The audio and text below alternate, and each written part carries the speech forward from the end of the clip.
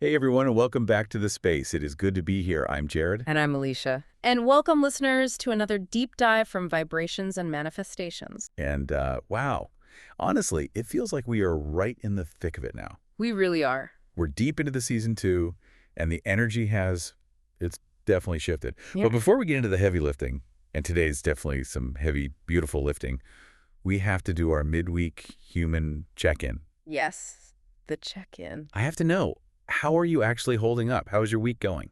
You know, it has been full. It's been a very full week. But I had this moment yesterday that I have to share because it just completely derailed my ego in the best possible way. Oh, I like the sound of that. I finally went back to that pottery class I've been talking about for months. No way. You actually made it. I thought that was just a pipe trim you were keeping on a Pinterest. I did. I physically went, and let me tell you, I have never been so humbled by a lump of gray mud in my entire life. Oh, I know this feeling. I sat down at the wheel, and I had this vision in my head, right? I'm thinking, I'm going to make this elegant, tall, minimal vase.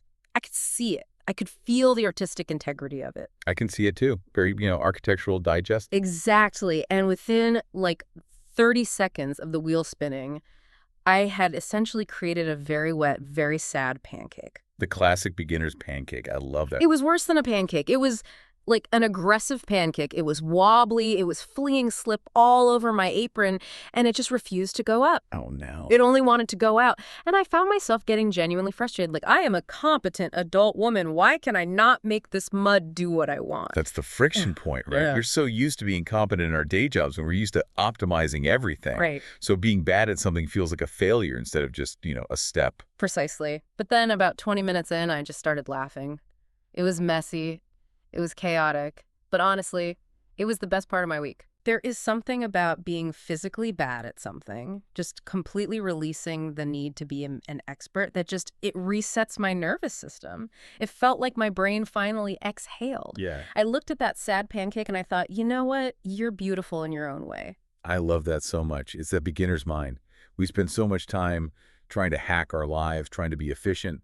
Sometimes you just need to get your hands dirty and make a bad pancake. Yes. It grounds you. It absolutely grounded me. And I think I needed that grounding because of where we're going today. Mm-hmm. Because today isn't about being bad at pottery. It's about being very, very effective at life and the dangers that come with that. Yeah, that is the perfect segue. Because if season 1 was about about the idea of what could be, season 2 has been about the mechanics of making it real. Right. It's about stewardship. Exactly. So let's recap the ladder we're climbing. We started this season with presence. That was all about stabilizing the nervous system, learning to be here now without flinching. If you can't be present, you can't really do anything else.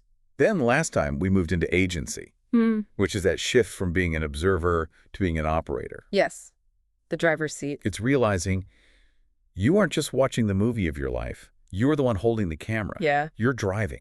You're making choices that actually move the needle. But today we add the third rung of the ladder. We have presence, we have agency, and today we talk about integrity.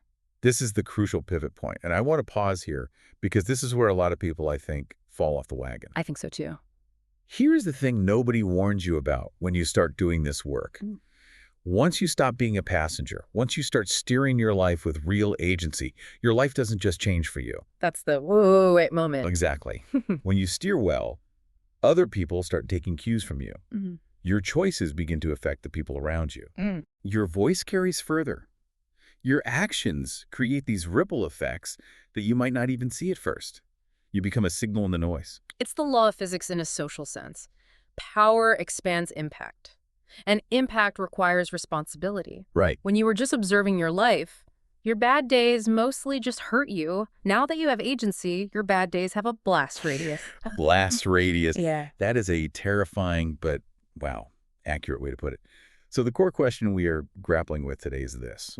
Once you have agency, once you have that momentum, how do you wield that power without losing yourself? Right. How do you hold influence without getting intoxicated by it? Which is why we're calling this deep dive Ethical power, influence without corruption. And I think we need to start with a little soundbite that really anchors this whole discussion. Okay, go. Take nothing else away, take this. Power is a magnifier. Whatever is inside of you, power just turns up the volume. That is such a huge concept to unpack. Power is a magnifier because we usually think power corrupts. Right. We think power changes people. But you're saying it doesn't change you so much as it reveals you. Exactly.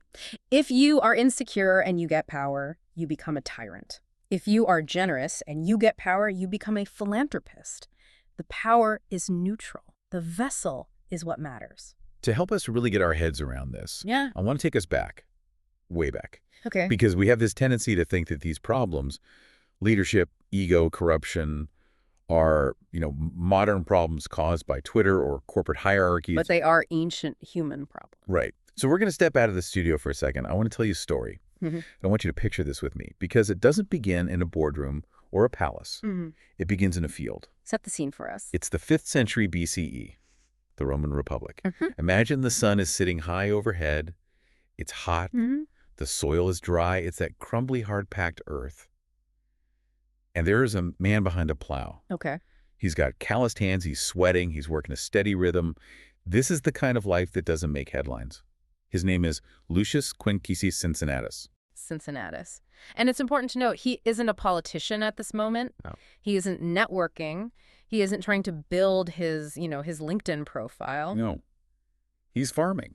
He isn't building a brand. He's building furrows in the dirt. He's worried about rain, not polling numbers. Right. But then on the horizon, messengers arrive. And they aren't bringing a weather report. They bring news that Rome is in a massive crisis. Yeah. The enemy, the Equi, has advanced, the consular army is trapped in a mountain pass, and the political system is buckling under the strain. So panic. Panic is setting in. The Republic needs decisive leadership, and it needs it immediately. So the Senate does something that sounds terrifying to our modern ears. They appoint a dictator. Right, and we have to pause on that word, because today dictator means tyrant. It means oppression. For sure. It means someone who seizes power and never lets go. But in the Roman Republic, this was a specific legal role. It was different then. Totally different. It wasn't a tyrant for life. It was a temporary emergency measure. It granted absolute authority, total command over the military, the laws, the economy, but only to solve a specific crisis. So it had an expiration date. It was a 6-month term, maximum. Yeah. And they choose the farmer. I can just imagine that moment. He's standing there in his tunic, covered in dust. The messengers are probably dressed in their fine robes, but they are out of breath and terrified. Yeah. And they hand him this absolute power. I basically say, here are the keys to the civilization. Save us. And he accepts. But here is the key, and this is what makes him the archetype we need today. He accepts, not because it flatters his ego, not because he's been plotting for this. He accepts because the moment requires steadiness. He wipes his hands, he leaves the plow in the field, literally just drops the handle, and he goes to Rome. He steps out of anonymity and into the spotlight. And he leads. By all accounts, he was brilliant. He commands the armies, he overrides the bickering politicians, he makes the hard calls. He gets it done. He confronts the crisis, defeats the enemy, and restores stability to Rome. He does the job. But this is where the story usually ends in modern history books. And then they won. Right. But that's not the point of Cincinnatus, is it? The battle isn't the story. No. The climax of the story isn't the battle. It's what happens after. The crisis passes. The authority is still in his hands. He has absolute power. He has the loyalty of the army. The people love him. He could easily justify staying. He could say, look, I saved you. Obviously, I know best. Rome needs me to stay in charge to keep it safe. If I leave, the bickering politicians will just mess it up again. That is the most seductive lie of power. I'm the only one who can fix it. We see this in modern CEOs, in politicians, even in parents. Oh, yeah. I can't let go because they'll fail without me. Exactly. Yeah. But he doesn't do that. He steps down voluntarily. Voluntarily. Within weeks of taking command, some accounts say just 16 days, he resigns the dictatorship. He lays down the absolute power he was given. Wow. And he walks away from the center of the world, back to his farm. Back to the plow. Back to the plow, back to the soil, back to being a citizen. He didn't attach his identity to the power. He didn't rewrite the system to keep himself elevated. And that is why we are still talking about him 2,500 years later. Not because he held power, but because he released it. It's such a powerful archetype, the man who could have had everything, choosing restraint instead. Yeah. It teaches us that true power does not attach itself to your personality. Yeah. It's a role. It answers a need. Right. And when the need is gone, the power should go too. Power is a tool, not a self-concept. That's the lesson. Hey. But let's be real for a second. Most of our listeners aren't being asked to lead Roman armies. Not yet, anyway. Right. So let's bridge this. Because it's easy to look at a marble statue and say, good for him. But how does this Cincinnatus energy translate to, say, an email inbox in 2024? Yes. Because you had a story about this recently that really brought it home for me. I did, and it was such a jarring shift from the Roman fields to my laptop, but the feeling was surprisingly similar. It's about the weight of influence. Walk us through it. So this was a few months ago. I was sitting at my desk, early morning. The coffee was still steaming. The light was coming in at that soft angle. It was a very peaceful morning. Okay. I opened my email expecting just the usual logistics, but there was a message from a stranger. The subject line just said, "I made a different choice because of you." Oof. That stops you in your tracks. That's heavy. It really did. My stomach dropped a little. I clicked it open. The woman wrote about a conflict she was having with her sister, a deep, messy family conflict. Years of baggage. She said she was ready to go to war. She had the receipts. She had the history. She had the anger. She was about to send it a text that would have probably scorched the earth. You know, that kind of text. Oh, I know that text. That's the text you write at 2 a.m. when your heart is racing and you feel like you need to burn the village down to feel safe. Yes. That feeling of, I am right and I'm going to prove it. Exactly.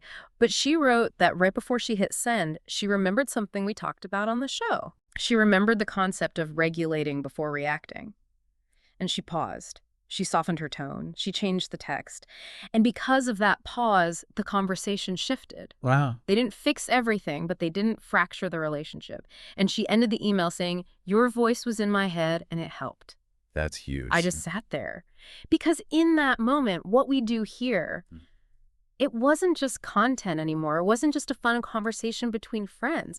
It was influence. And influence has physical weight. I felt it like gravity settling in my shoulders. Not in a bad way, though. Or did it feel like pressure? It was a mix. It wasn't oppressive, but it was clarifying. It was this realization that if I show up dysregulated, if I show up sharp or cynical, that energy travels. Yeah. It lands in people's lives. But if I show up steady, if I speak with integrity, that travels too.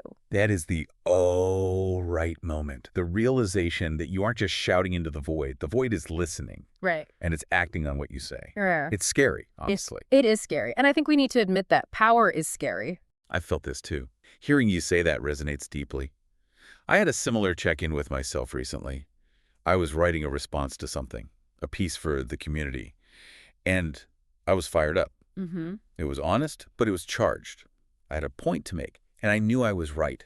I could feel the adrenaline while I was typing. Oh, yeah. I knew if I posted it, it would get the spike.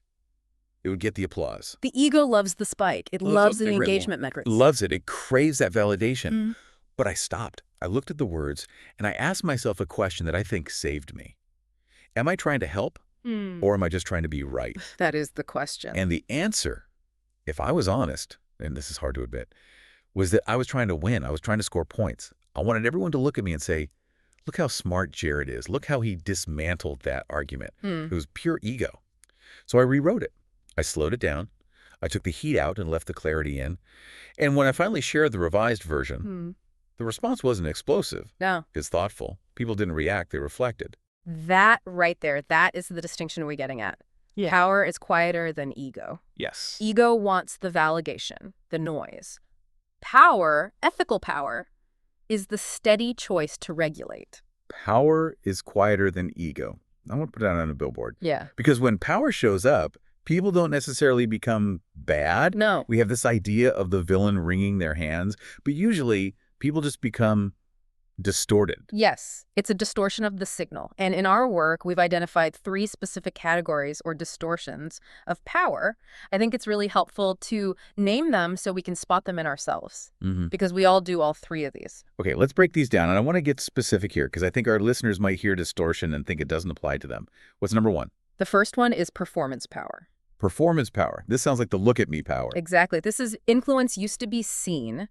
The motivation here isn't service. It's validation. It's applause. It's proof of worth. Right. It's the subconscious asking the room, do you like me now? Am I enough now? So play devil's advocate with me here. Is all performance bad? I mean, if I do a good job at work, I want my boss to see it. I want the credit. Is that performance power? That's a great nuance. Wanting recognition for hard work is normal, but performance power is when the primary goal is the applause, not the outcome. Ah, It's the influencer who posts the charity work selfie, not to help the charity, but to show everyone they are good. If the camera wasn't there, would they still do it? I see. It's the hollowness. It's the performative allyship. It's the manager who holds a meeting just to hear themselves speak. Right. It exhausts everyone around you because they become props in your play. Okay, that makes sense. Yeah. Then the second distortion is reactive power. This one feels heavier. This is influence used to win. This feels like the default mode of the internet right now. It is. This is power used to prove, to punish, or to dominate. The mechanism here is reflex. Right. Someone challenges you, and your immediate instinct is to crush them.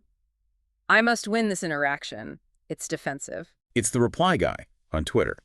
It's the spouse who brings up something from 3 years ago just to win the argument about the dishes. Yes, and it comes from a place of fear. It comes from the amygdala saying, if I don't dominate the situation, I am unsafe. Mm-hmm. So you get loud, you get sharp, you use your power to make the other person smaller so you can feel bigger. I think we all have a bit of that, the urge to have the last word. It's human, but it's a distortion. And then we have the goal, the third category, ethical power. This is where we want to live. But define it for us. Is it just being nice? No, and I'm glad you asked that. Ethical power is not about being nice or soft. Sometimes ethical power is very firm. Okay.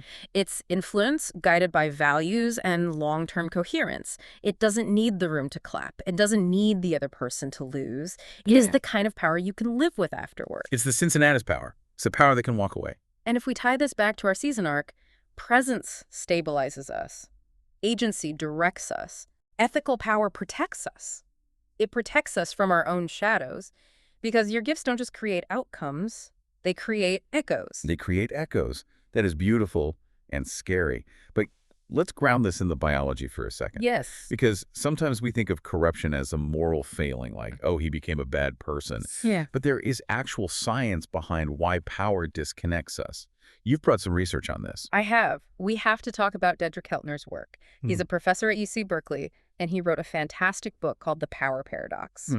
He ran these studies that are absolutely fascinating and a little terrifying regarding the brain on power. Tell us about the Cookie Monster study. This is my favorite. Okay, so Keltner and his team put groups of 3 students in a room to do a boring task analyzing policy papers or something, but they randomly appointed one student as the leader. Just randomly assigned. No merit. Totally random. Halfway through the experiment, a researcher brings in a plate of 4 cookies. Uh-oh. Now, there are 3 people.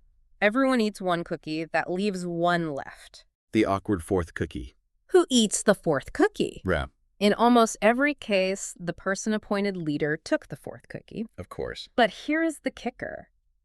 They didn't just eat it. They ate it with their mouths open. They got crumbs on their faces. They smacked their lips. Wait, really? Power made them messy eaters. It made them oblivious. Keltner found that when people feel powerful, the brain creates an internal autopilot. It starts to assume, my view is the only view.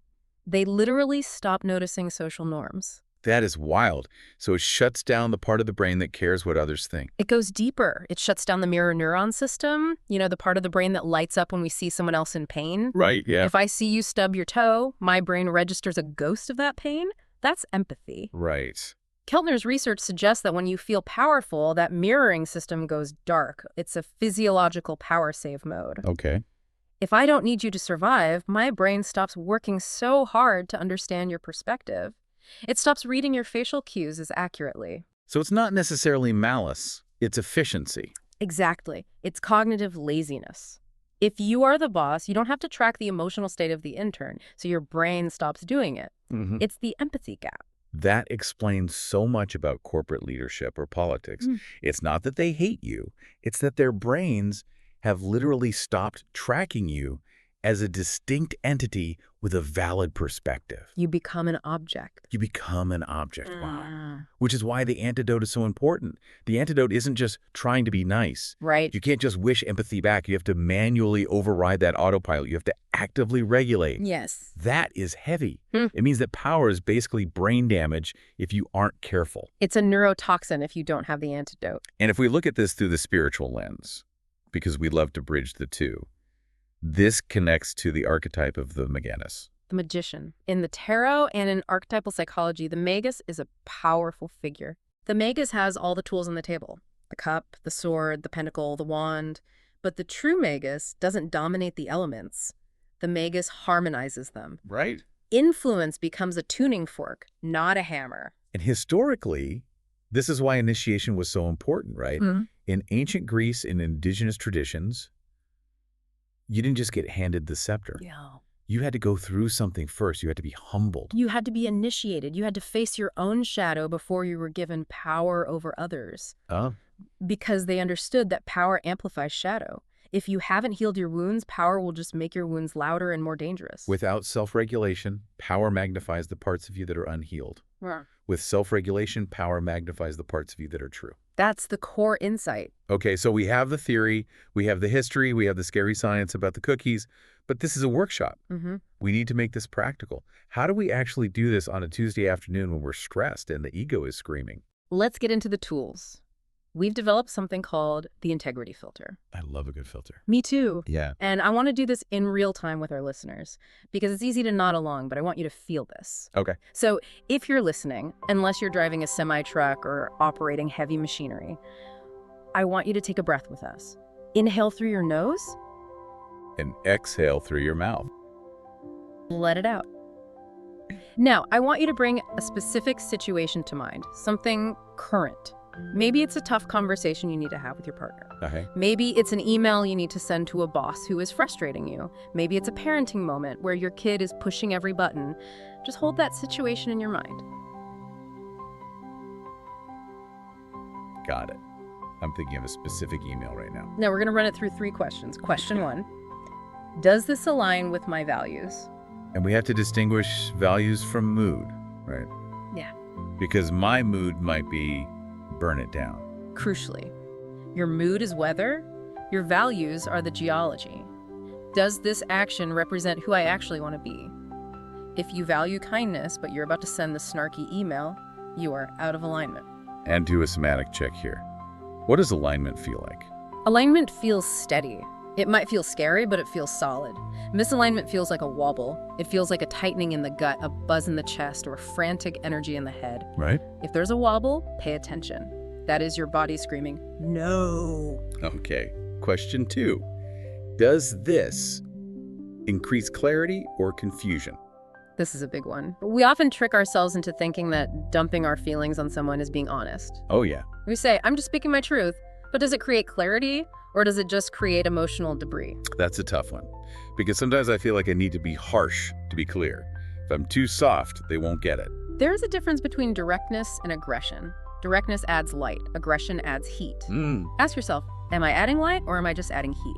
Does the room settle after you speak or does it escalate? Right. The test of ethical power is that it usually de-escalates the unnecessary drama. Clarity feels like open space. Confusion feels pressurized. That's a great distinction. Heat versus light. And question 3. Would I stand by this in 5 years? This is the time travel question. Yeah. Shift from reactive power, which thinks in minutes, to ethical power, which thinks in years. Imagine the wiser, older version of you looking back at this text message or this decision. Would they nod in respect? Or would they say, oh, honey, you were just reacting? That is such a sobering check. It instantly pulls you out of the immediate dopamine hit of winning the argument. Right. Because usually the thing that wins the argument today is the thing you regret in 5 years. Exactly. The cheap shot works in the moment. It fails in the decade. And if you want to go to the advanced level, there's one more visualization we call the lantern test. This one really gets me. Well, you explained this to me last week and it stuck. You imagine that everything about your decision is transparent. Your motivations, your hidden resentments, your secret agenda. Imagine it's all lit up by a lantern. Okay. Imagine your mentors, your children, or the people you respect most are standing there watching you type that email. Not just reading the email, but seeing your intent. Would you still press send? Oof, that cuts through the noise. It really does. Because sometimes we lie to ourselves, I'm doing this for the team. But the lantern reveals, actually, I'm doing this because I'm jealous. Ethical power stands comfortably in the light. It doesn't need secrecy or spin to function. Yeah. If you feel like you need to hide your true motive, you're probably in reactive or performance power. That is rigorous. Yeah, But necessary. it is. Now, even with these tools, we know that the brain is tricky. The ego fights back. So we need to go into what we call manifestation debug mode. Let's clear the static and tune into magic. The static belief here, the lie that keeps us stuck in distorted power, usually sounds like this. If I don't assert power, I'll lose influence. Right. Or if I don't press harder, they won't respect me.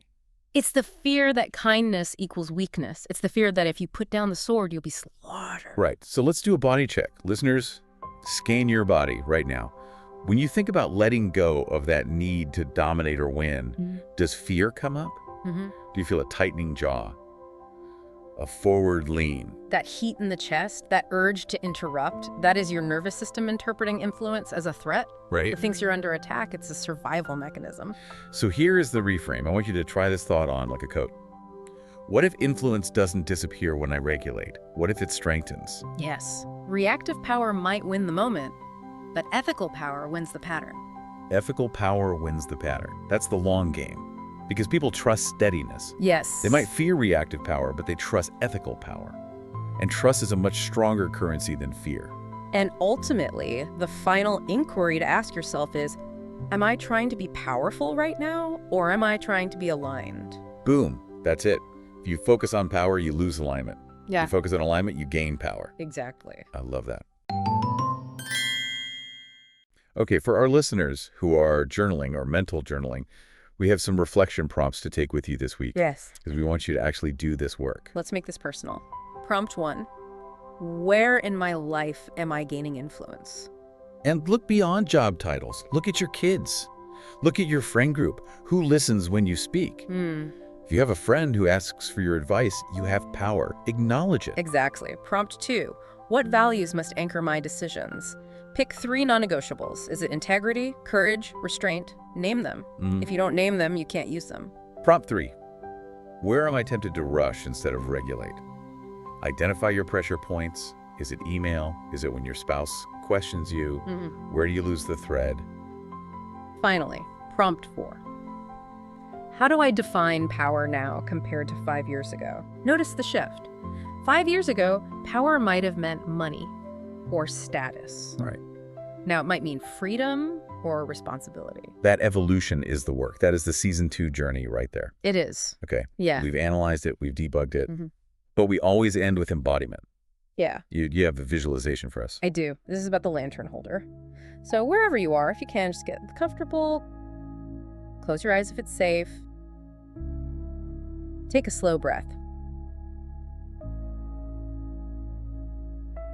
Imagine you were standing in an open landscape at night. It's not a scary darkness, it's just vast. The sky is a deep indigo. The stars are steady.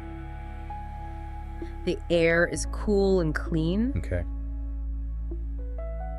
You are holding a lantern. Notice the light. It is warm, steady, and contained. It illuminates the path right in front of you, but it doesn't explode outward. It doesn't blind you. It doesn't blind anyone else. It is just enough light for the next step. Now imagine there are others walking nearby, maybe your family, your colleagues, your community. Your light reveals the edges of the path. It shows the stones so no one trips. It softens the shadows. Feel that in your body. Influence without force. You aren't shoving anyone. You aren't shouting directions. You are just holding the light steady. Now, bring that specific real-life situation, that conflict, that decision, back into this landscape. Illuminate it with your lantern. Don't hit it with a floodlight. Just gentle, steady light. Does the urgency fade? Does the clarity increase? Feel the restraint in your hands. It's not weakness. It is integrated strength. It takes more strength to hold a lantern steady than to swing a sword. Place that lantern in your chest. Feel that portable, steady glow. This is yours to keep. Devotion to clarity and coherence. Exactly. When you're ready, you can open your eyes. That was peaceful. It really shifts the energy from pushing to holding. It feels much more sustainable. That's the shift, from pushing to holding space. So let's bring this home.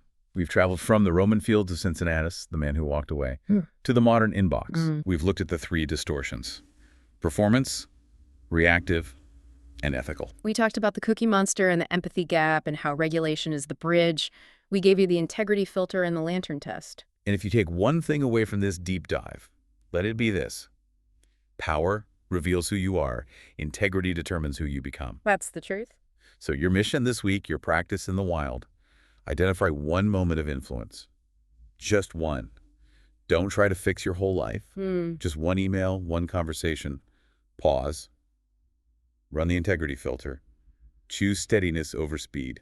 It's not about being perfect. It's about conscious repetition. Just try it once. And looking ahead, we are not done with this arc. Next time, in episode 107, we are zooming out even further. We're talking about collective power. Moving from individual agency to shared stewardship. Because it's one thing to hold your lantern steady. Right. It's another thing to walk with others who are holding theirs. That's when things really get interesting. I cannot wait for that conversation. Thank you for walking this path today. And thank you for the sad pancake story. Thank you, the pancake, and I appreciate it. And to you listening. Keep your hands on the wheel, keep your nervous system regulated, and keep your light steady. We'll see you next time.